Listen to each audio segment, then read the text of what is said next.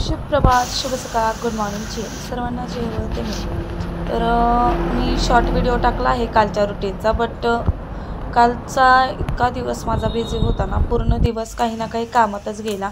अगोदर तर मला बँकेत जायचं होतं, त्याच्यामुळं लवकर उठून सर्व कामं उरकली पटपट. त्याचा व्हिडिओ काही शूट केला नाही कारण इतका टाईम नव्हता, म्हणून घरातली कामं पटपट उरकलं. तरी व्हायचा तोच वेळ झाला, मला जायला उशीरच झाला. पण रस्त्याने जाताना असं वाटत होतं जेवायला वगैरे जर बँक सुटली असेल तर मला खूप वेळ वाट बघावी लागेल, पण तसं काही झालं नाही. निघाले मी लवकरच उरकून. तरी पण निघाल्यावरती गेले, होती बँक उघडी. मला लाडक्या भावाचे पैसे आलेत की नाही बघायचे होते. मला वाटलं भाऊ माझा रुसला की काय माझ्यावरती, तसंच झालं आहे बहुतेकदा. मला पैसे नाहीत मिळाले, त्याच्यामुळे मी चेक करायला गेले होते. मेसेज वगैरे पडतो पण पडलाच नाही, ते कन्फर्म करण्यासाठी मी गेले होते. बट काय इश्यू असेल टेक्निकल, बँकेत मी चौकशी वगैरे केली तर होईल म्हटले नंतरनं, नाही का. पुढचा हप्ता बाय चान्सली दोन्ही पण येऊ शकतील असं ते म्हणाले.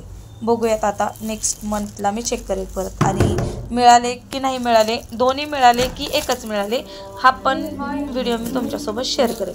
तर मला एका ठिकाणी जायचं होतं, त्याच्यामुळं मी दोन्ही कामं सोबतच करणार होते. बँकेतलं उरकलं आणि बँकेच्याच रस्त्याला माझ्या बहिणीचंही घर आहे. तिची खूप म्हणजे तुझा अभ्यास कर. खूप दिवस झाले ती तक्रार करत होती की तू माझ्याकडे येत नाहीस म्हणून म्हटलं बँकेतलं काम होईल आणि त्याच्याकडे जाणंही होईल. मग बँकेचं काम तिच्याकडेही केले. बराच वेळ बसले, तिच्याशी गप्पा वगैरे मारल्या.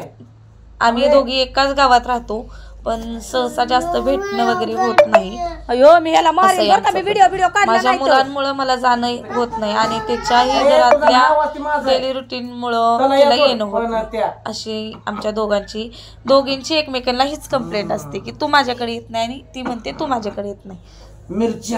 तर चला ठीक आहे. मग गेले त्याच्यापाशी, बराच वेळ बसल्या, गप्पा वगैरे मारल्या.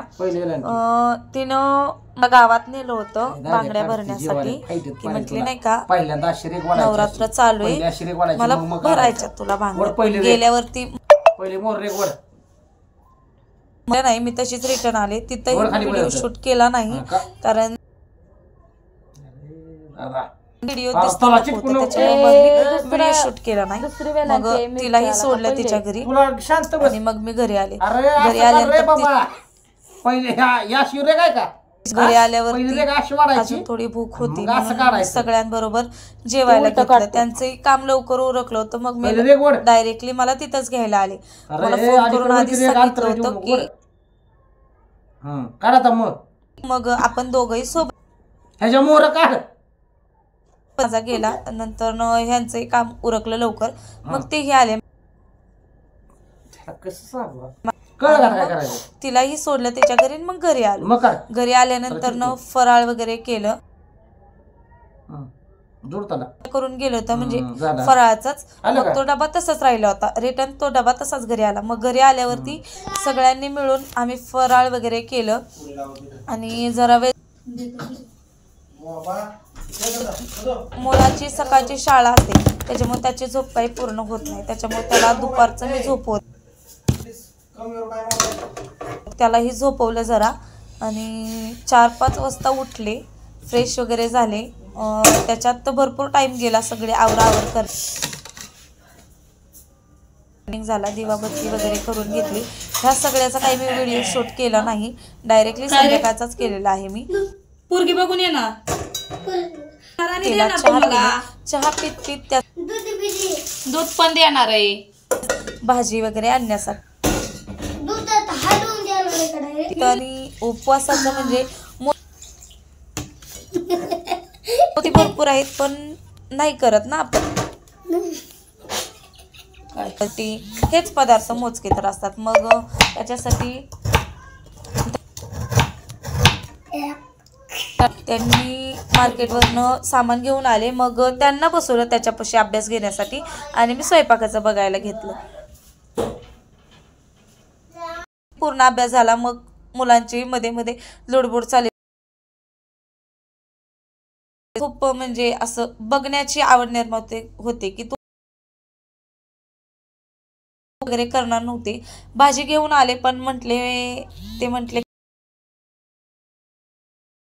असं जास्तीच खायला नकोय काहीतरी.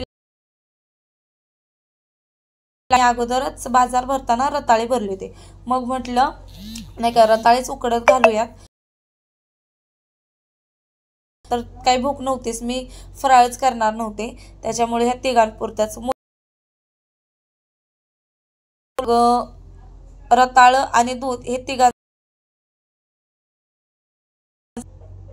मग तेच करायचं ठरवलं. रताळे वगैरे उकडत घातले, दूधही तापवायला ठेवलं.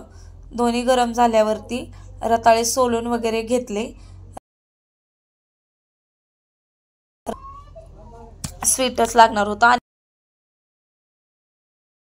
स्पेशली माझ्या मुलीला, तिला तर गोड इतकं आवडतं ना की तिला सहसा खातच नाही. काय प्रॉब्लेम आहे काय माहिती, मला तिला एकदा हॉस्पिटलमध्ये दाखवायचंच ते खायची. पण आता हल्ली ना तिनं जेवणच कमी केलं, म्हणजे भाजी आणि भाकरी नाही. सहसा तर तिनं जर खाल्ली तर चतकोरचीच चपाती खाते, त्याचं पण सतत तिला काही ना काही लागत असतं. आणि त्यात गोड म्हटलं की तिला खूपच जास्त आवडतं. मग मी ह्या तिघांसाठीही तेच बनवायचं ठरवलं. मग देत होते त्यांना तयारी करून, माझं चाललं होतं. मग म्हटले राहू देत, मी देतो म्हणून. मग ते चपातीचा रोल गुळ वगैरे टाकून तयार करून देत होते दोघांना पण असं. आणि आमच्यामध्ये